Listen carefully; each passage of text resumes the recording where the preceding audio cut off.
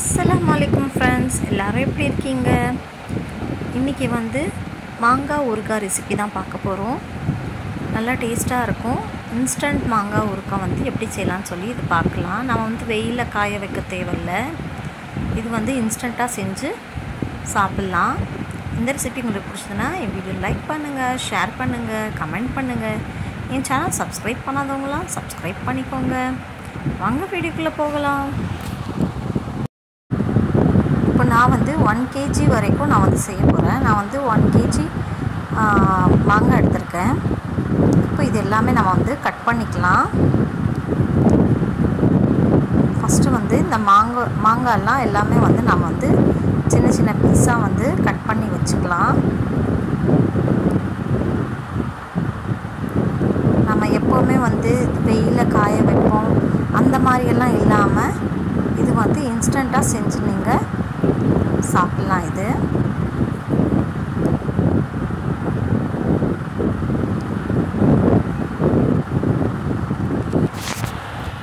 இந்த மாதிரி எல்லாமே நான் சின்ன சின்ன பீஸாஸாக கட் பண்ணி வச்சுக்கிட்டேன். இது இப்போ ஒரு பெரிய தட்டில் நாம் பரப்பி போட்டு வச்சிடலாம். இது நம்ம மசாலா ரெடி பண்ணுற வரைக்கும் நாம் இது ஃபேனுக்கு அடியில் வச்சுக்கலாம். ஏன்னா இதோட மாய்ச்சர் கொஞ்சம் நேரம் ட்ரை ஆகிற வரைக்கும் இது ஒரு ஃபேனுக்கு அடியில் வச்சுக்கோங்க. இல்லைனா உங்கள் வீட்டில் வெயில் வருதுன்னா நீங்கள் வெயிலையும் வச்சுக்கலாம் கொஞ்சம் நேரம். நான் இது வச்சுட்டேன். இப்போ இதுக்கு தேவையான அளவு மசாலா ரெடி பண்ணிக்கலாம். நான் இந்த ஸ்பூனில் தான் அளந்து எடுத்துக்க போகிறேன்.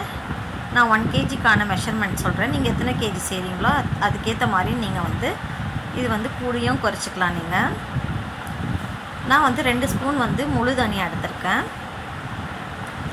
அதுக்கப்புறமா கடுகு எடுத்துக்கிறேன். நான் கடுகு ஒரு 1.5 ஸ்பூன் அளவு கடுகு எடுத்துக்கோங்க.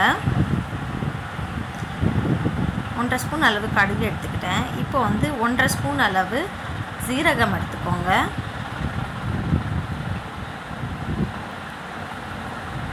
சீரகம் ஒரு 1.5 ஸ்பூன் எடுத்துக்கலாம்.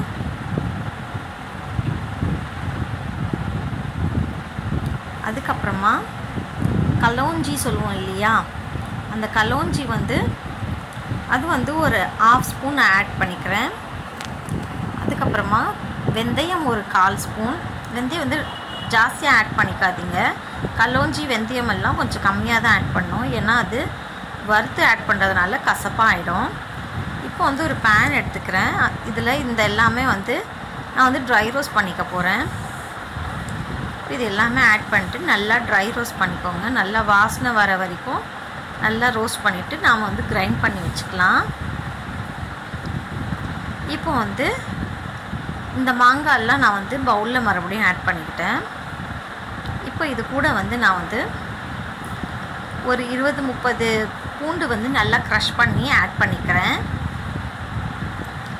ஆட் பண்ணிட்டு இதுக்கு நான் மிளகாத்தூள் ஒரு 3 ஸ்பூன் அளவு மிளகாத்தூள் ஆட் பண்ணிக்கிறேன். ஊறுகானா கொஞ்சம் காரசாரமாக இருந்தால் தான் நல்லாயிருக்கும். அதுக்காக நான் ஒரு 3 ஸ்பூன் மிளகாத்தூள் ஆட் பண்ணிக்கிறேன். உங்களுக்கு கம்மியாக வேணும்னா நீங்கள் கம்மி பண்ணிக்கோங்க. இது கூட நான் உப்பு ஆட் பண்ணிக்கிறேன். உப்பு ஒரு பெரிய ஸ்பூன் ஃபுல்லாக நான் ஆட் பண்ணிக்கிறேன். அதுக்கப்புறமா நான் ரோஸ்ட் பண்ணி பவுட்ரு பண்ணி வச்சுருந்தேன். அந்த பவுட்ரு ஆட் பண்ணிக்கலாம். இப்போ வினிகர் ஆட் பண்ணிக்கோங்க. கூடவே நான் வினிகர் ஆட் பண்ணிக்கிறேன். வினிகர் ஒரு 1/4 டம்ளர் அளவு இல்லைன்னா 1/2 டம்ளர் சின்ன டம்ளர் அளவு நீங்கள் ஆட் பண்ணிக்கோங்க. இப்போ இது எல்லாமே நல்லா மிக்ஸ் பண்ணிக்கலாம். பாருங்கள், நல்லா மிக்ஸ் பண்ணியாச்சு. இப்போ நான் ஒரு பேனில் ஆயில் ஆட் பண்ணியிருக்கேன். ஆயில் கொஞ்சம் ஜாஸ்தியாகவே ஆட் பண்ணிக்கோங்க. இது கூடவே நான் கடுகு, சீரகம், அதுக்கப்புறமா இது நல்லா பொரிஞ்சதும் இது கூட நான் வரமிளகாய் கட் பண்ணி ஆட் பண்ணியிருக்கோம். ஒரு 4-5 வரமிளகாய்.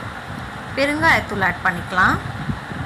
பெருங்காயத்தூள் ஆட் பண்ணிக்கிட்டு இப்போது இந்த சூட்டோடையே நாம் அந்த மாங்காய் மேலே இந்த ஆயில் ஆட் பண்ணிக்கலாம். ஆட் பண்ணிவிட்டு நல்லா மிக்ஸ் பண்ணிக்கோங்க. நல்லா வாசனையாக மணமாக இருக்கும். பார்க்குறதுக்கு ஆயில் ஜாஸ்தியாக தான் இருக்கும். இது நல்லா அப்புறமா வந்து இது கரெக்டான மெஷர்மெண்ட். அவ்வளோதான் ஃப்ரெண்ட்ஸ், இன்ஸ்டண்ட்டான மாங்காய் ஊறுகாய் ரெடி ஆகிடுச்சு.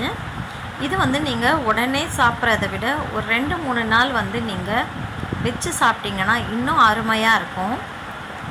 இது வந்து நீங்கள் நடுவில் வந்து இது வந்து கிளறி விட்டுட்டே இருங்க, மிக்ஸ் பண்ணிகிட்டே இருங்க. இது ஒரு 2-3 நாள் நீங்கள் வந்து இது ஸ்டோர் பண்ணி வச்சிட்டிங்கனாலும் நீங்கள் இதில் எடுத்து நீங்கள் வெளியில் எடுத்து இது வந்து நல்லா வந்து கிளறி விடுங்க.